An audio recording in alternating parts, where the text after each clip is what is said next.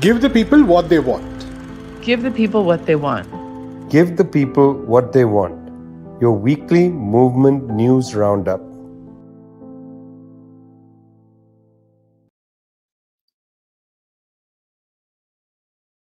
Giving the people what they want, coming to you this week, the 20th of August 2021, almost a week since the Taliban has returned to Kabul. Extraordinary news week for us, for people around the world. You're listening to Give the People What They Want, coming to you from People's Dispatch, from which we get Zoe Alexandra. Hello, Zoe. And we have Prasanth. Nice to see you. And I'm Vijay from Globetrotter. Can't start anywhere else this week but in Afghanistan. Today's Friday, a very significant day in the calendar of Afghan politics and of the Taliban, because on Friday, at the main mosque in Kabul, all eyes were on who's going to give essentially, what is tantamount to being the sermon or the speech. This is the first Friday since the Taliban entered Afghanistan on the 15th of August, which was a Sunday. And standing up at the principal mosque in Kabul was Khalil Haqqani. Very interesting that Mr. Haqqani, long considered a terrorist by the United States government, takes the floor holding a US-made automatic gun, stands there and gives a speech and says, our first priority, he says, is security. The Haqqani family, very powerful in the borderlands between Afghanistan and Pakistan. Jalaluddin Haqqani, perhaps founder of the Haqqani network, close ally of Osama bin Laden. Mr. Khalil Haqqani has been a wanted man, a real fighter. But on the other hand, Siraj Haqqani is the number 2 in the Taliban after Mullah Baradar, alongside the son of Mullah Umar, who's the other deputy leader of the Taliban. We have Anas Haqqani, the third member of the Haqqani family, making a personal visit to Hamid Karzai in his residence to talk about the need for a broad-based government. Interesting developments in Afghanistan. Western media focused on the airport in Kabul, where the United States, the UK, and others are struggling to evacuate their citizens from Afghanistan. That's been the focus of the Western media. That's not our focus. Our focus is what's happening to the Afghan people. What can we anticipate within Afghanistan? The first signs show that the Taliban of 2021 are not that different from the Taliban of 1996. There's been some discussion about, maturity of the Taliban and so on. That may be so. But the anchor of the Taliban remains in a very serious commitment to their worldview, to their ideology. Mullah Baradar, for instance, who returned from Doha, Qatar, came into Afghanistan, is one of the founders, the original founders of the Taliban. The Haqqani family, deeply ideological, not interested in modulation or nationalism. There were protests immediately, setting the mark properly that this is going to be a struggle. Protests in Kandahar, surprising. Protests in Kabul. Protests, yes, in the Panjshir Valley, and we can get to that in a minute. Protests around the country on the 102nd Independence Day of Afghanistan. People should know this is the 102nd Independence Day from the British War, the Third Afghan War in 1919. 102nd Independence Day, the battle was over the flag.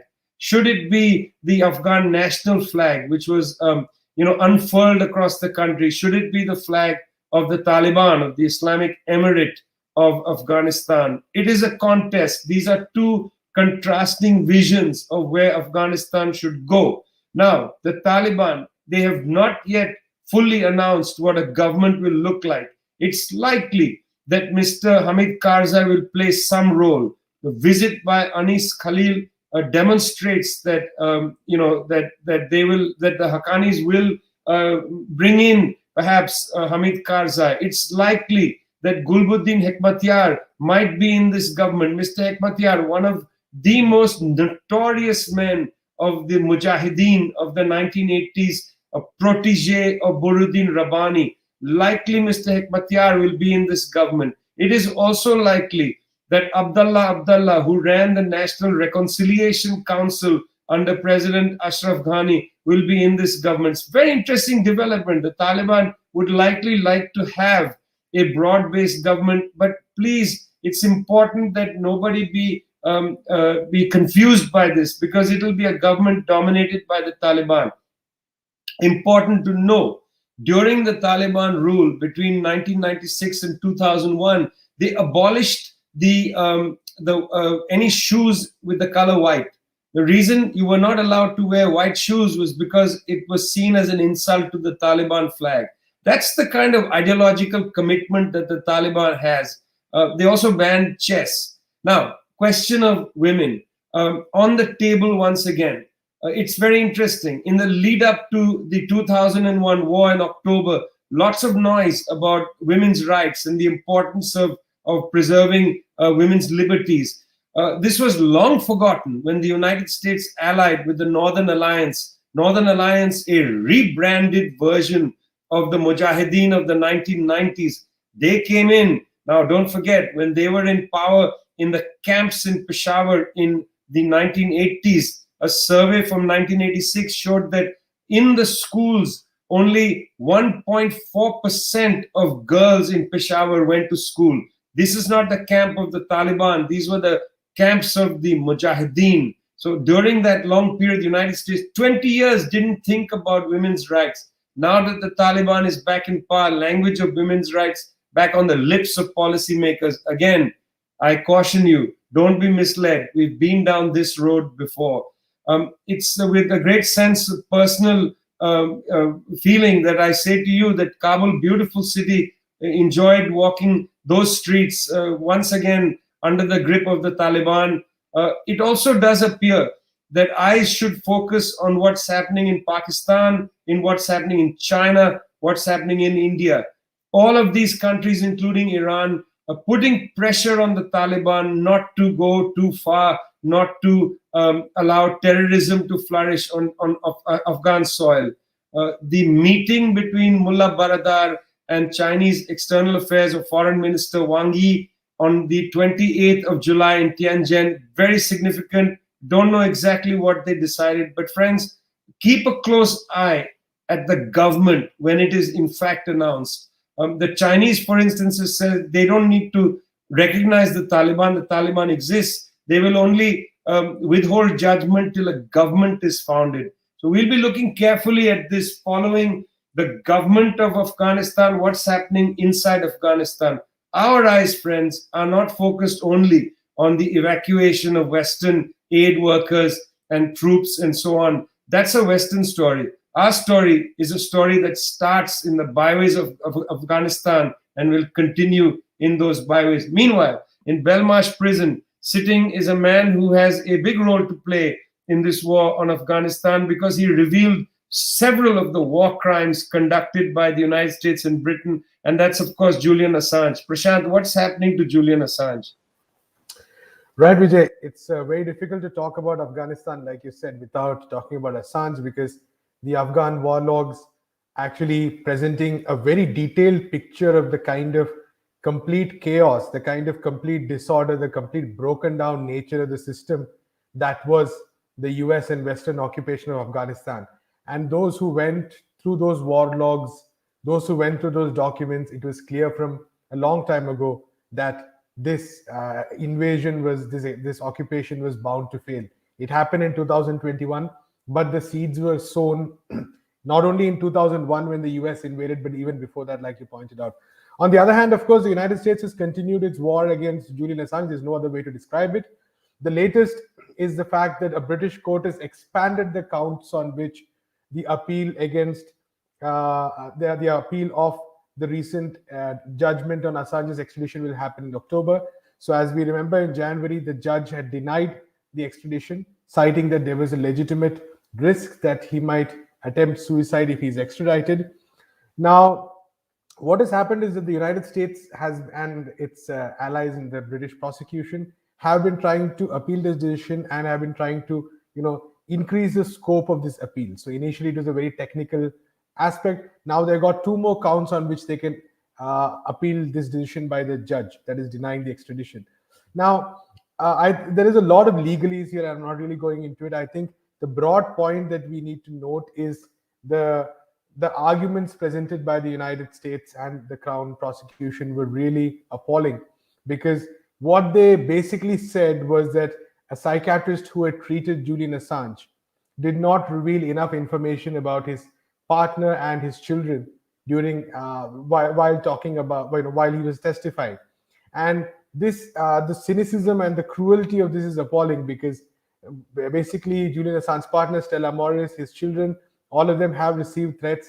There was this company UC Global which was monitoring his family very extensively, even an instance of one of the baby's diapers being stolen so that there could be a DNA test of who the kid's father was.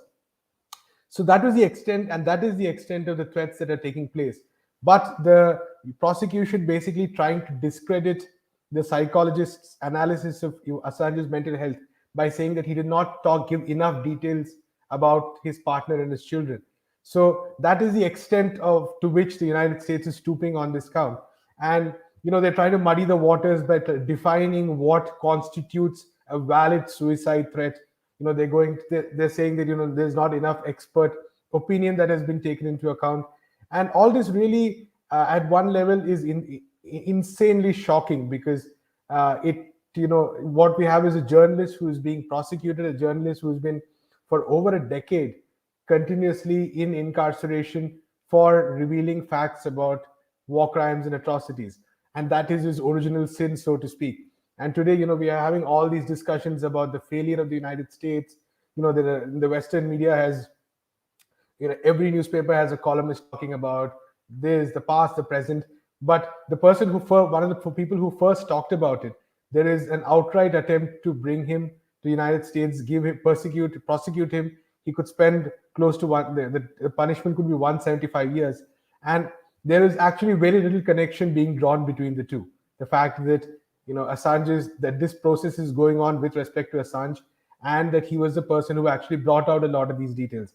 So the hearing will of course will happen in October, and the US is going to appeal this judgment on various counts. They're very determined. They want to bring him back to the country and face prosecution. And I think the coming months are going to be very important for those defending free speech, those defending history for that matter, because what the US would like by targeting Assange is to basically make sure that there are no more Assanges, there are no more people who tell the truth, there are no more people who come out with uncomfortable and inconvenient details. So I think it's a very essential battle for all those who are fighting for free speech, of course, but also history. So yeah. If you criticize the CIA, you are therefore a criminal. It's not just Julian Assange moving to Peru. A man critical of the CIA is given a senior post. By the way, an author of superb books. I've learned a great deal from Hector Berhar. He's an amazing character, very critical of the CIA, but that apparently is enough to disqualify you from a government post. Zoe, what happened in Peru? Sorry. So as we spoke, a couple of weeks ago about these really important appointments of ministers in Peru and the new government, Hector Berhar was someone that we highlighted, a longtime leftist in Peru who has been, fighting within Peru, across the continent of Latin America, in the region of Caribbean, for an alternative path for Latin America. And he was assigned the Minister of Foreign Affairs. And he, since those appointments, there has been, just constant attacks, just broadly in the sense of saying that all of the appointees of the Peru Libre cabinet are underexperienced, that they, how could they lead the government? Who are these people? What right do they have? But specifically in the case of Hector Berhar, he came under very, very sharp attack from sectors of the right within Peru, specifically the Popular Force Party, which was, of course, the opposition to Peru Libre in the last elections.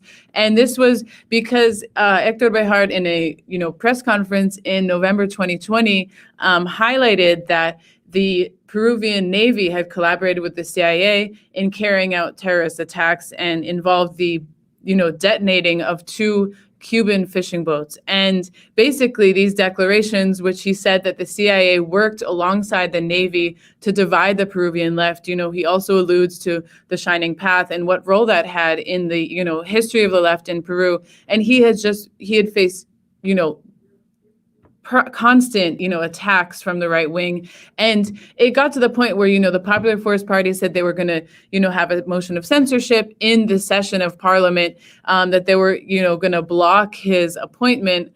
And essentially the prime minister in Peru, Guido Bellido, just asked Hector Berhar to step down and to not present himself as the Minister of Foreign Relations. And, this is seen as an enormous blow, I think, of the Peru Libre Party and the government that's being formed right now, because, as we've talked about on this show, there are going to be very, very strong attacks from the sectors of Fujimorismo, which is, of course, the legacy of Alberto Fujimori, the former dictator in Peru, and the far right in Peru, which has, for decades enjoyed impunity, has enjoyed the access, the coffers of the state to be able to, carry, just rob the money of the Peruvian people. And so Hector Berhar, as the foreign minister, was also not only, part of this government that wants to attack the local interests, but also international interests. And so, he had spoken about Peru leaving the Lima group. The Popular Force Party also hit back at that very hard. They don't want Peru to be part of the continental project that is represented by Venezuela, by Cuba. And so, for these comments, Hector Berhar was taken, essentially removed and forced to step down from being part of this government. It's a very curious thing that the disqualification rules, include criticism of the CIA. It's a red line. It's news to me, frankly. Not news to me that elections are a tough business. Certainly something that one has experienced in India, one has experienced around the world. It's not news at all. Very tough business. You're listening to Give the People What They Want, brought to you from People's Dispatch, Zoe Prashant, and me, Vijay from Globetrotter. Elections are a tough business. You get reports at People's Dispatch on the elections. There's been an election recently in Zambia. Prashant, what's the story from that election? Vijay, yeah, very important election in Zambia. Hakainde Hichilema becomes the president after the elections that took place on August 12th. He's contested multiple times, and it's after a very long time that after many efforts that he has become the president. So there's been quite a lot of celebration from his supporters, of course. The end of the reign of Edgar Lungu, who was president since 2015, his rule has been definitely marked by quite a bit of repression. For instance, internet services were cut in Zambia on the day of the election. There's been a lot of use of colonial rules against those who have expressed their views, who have been critical of the government. A lot of poll violence as well. What lies ahead for Zambia is a very difficult question, because Hichilema is also as committed to the same IMF run neoliberal policies that Edgar Lungu was. He's indicated that one of his first priorities will be to basically try to get a loan from the IMF, which is especially important because Zambia was the first African country to default during the pandemic. They have absurdly high rates of public debt.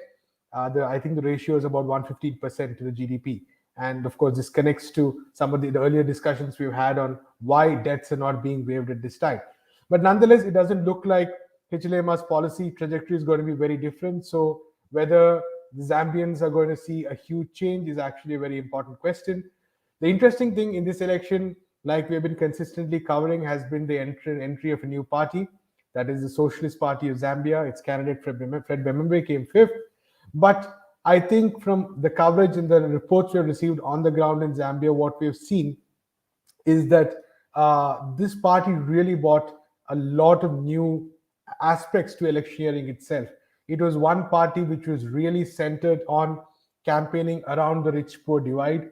It was one party which had a very different economic perspective. And the rich poor divide is very important because it encouraged people to go out. Their slogan was vote for yourselves, because they were like, all these years you had people from outside, from the cities, urban centers coming and becoming your representatives. This is the time to change that. They had a very different perspective on the economy, especially on the development of the copper belt region where minerals are, minerals are very abundant. Most importantly, they had a huge number of young people and especially young women as candidates. Very, very, interesting. The kind of, we've had a lot of posts in recent times on their Facebook page from many of these candidates, how the election campaign has transformed their perspective, their lives. So it's a great thing when young people, especially young women, are going to be active in the political scenario. And I think that was one of the great achievements of the Socialist Party.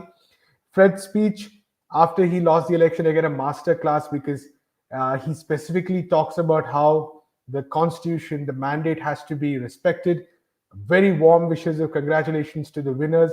Very different from Lungu, who immediately claimed that the election had been rigged. He was in power, but he was like, the election has been rigged. So whereas Fred's message was, warm, there was a sense of how the most important thing is to continue the struggle, is the most important thing is to stick to the constitution, and how it's not only a 5-year thing, that politics and social service, working for society, is not just something you do once in 5 years. It's something that is enduring. So I think all in all, it'll be very interesting to see the trajectory of the Socialist Party, all these young people who have come into politics, who have been the voice of the people. Many of them, I'm sure, will go on to very interesting achievements in later years as well.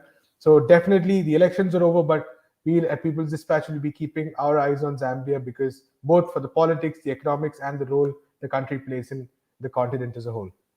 Elections are a tough business. Fred Mbembe concedes with a great deal of dignity and so on. In Bolivia, we earlier saw an election which overturned a coup regime. Pretty powerful statement made by the people of Bolivia. Now there are retrospective investigations of the horrible nature of that coup regime. Zoe, bring us up to speed on that. For sure. Well, as we've spoken about on this show, of course, in November 2019, there was a violent coup in Bolivia, which removed Evo Morales as president. And leading up to his coup, and then, of course, following his coup, there were mass protests across Bolivia, not only in the capital, but really all across the country, of people who had participated in the electoral process and saw that their democratic participation, their democratic right was violated, and people who not only supported the Mas Party but saw that there was this grave violation of their fundamental rights. And these mass protests, which saw participation of students, of peasant organizations, of indigenous organizations, trade unions, all sectors of life in Bolivia, were met with very, very high levels of repression. And so, we saw images of, the Bolivian army open fire against the people on the street. In two of these instances, in Sacaba, which is in Cochabamba, and in Sencata, which is in El Alto, which is the city next to the capital, there were massacres that took place where, the army opened fired and, killed dozens of people. The total amount of people killed during, the violent repression of these protests was 37. And so, we see this in a lot of countries. We've seen this, of course, the past couple of months in Colombia. We see this in Chile. We see a lot of instances of, governments repressing their people who are demanding freedom, who are demanding that their rights be respected. And oftentimes, there are human rights investigations done. Organizations are counting how many people are impacted, and it stays there. It stays in recommendations, and it stays in, this happened. It was, we lamented a lot, but this is what happened. In Bolivia, we've seen something different. So, what happened this Tuesday is that a report was launched from the group of independent experts, which was, essentially assembled through an agreement between the government and the Inter-American Human Rights Committee, which is, of course, a body of the Organization of American States, which is interesting because, of course, they were, the organization that kind of gave way for the coup to happen, gave the data for them to say this was a stolen election.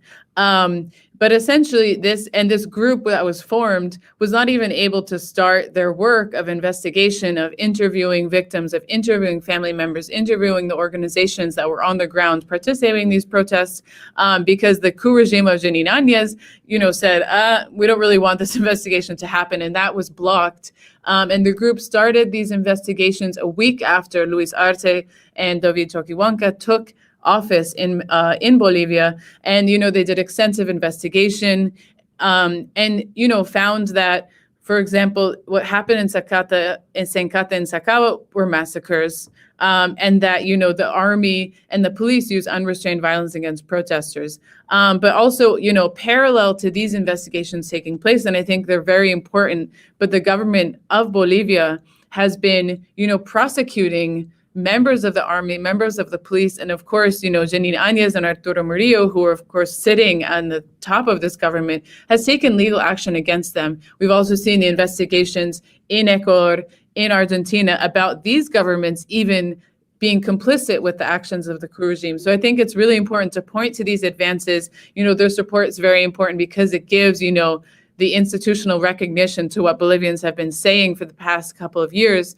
But that they're actually taking action. The government of Bolivia is also saying that it will give reparations to these victims. And this is what happens when there's a government that's committed to justice and committed to truth. Let's keep following this story, because issues of looking back, history and so on, very important for Bolivia. But imagine if somebody had to do this for Afghanistan, if they had to go back and look. And we know that Special Prosecutor Fadi Bensouda at the International Criminal Court has an open file on war crimes in Afghanistan. I doubt very much that will proceed further.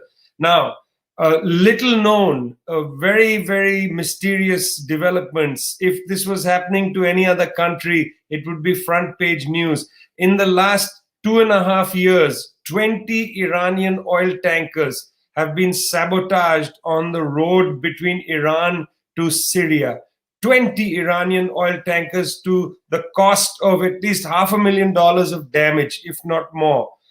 These tankers aren't sunk, they are sabotaged. This is a message sent both to Iran and to Syria. Haaretz newspaper on the margins, not on the front page, seems to indicate that the likely perpetrator is the Israeli government. Maybe others, we don't know. Striking. If this had happened to ships carrying any other flag, there would be outcry. Meanwhile, and who knows what this is all about. Meanwhile, on the 29th of July, in the Gulf of Oman, the MV Mercer Street, pay attention, friends, this is interesting. The MV Mercer Street carries a Liberian flag. It's owned by a Japanese company. It's managed by a London-based company called Zodiac Maritime, which is owned by Eyal Ofer, a big Israeli shipping family, the Ofer family. This is the ship, the MV Mercer Street, going from Dar es Salaam, Tanzania to Fujairah in the United Arab Emirates, striking through the Gulf of Oman. It has a Romanian captain, a British security officer.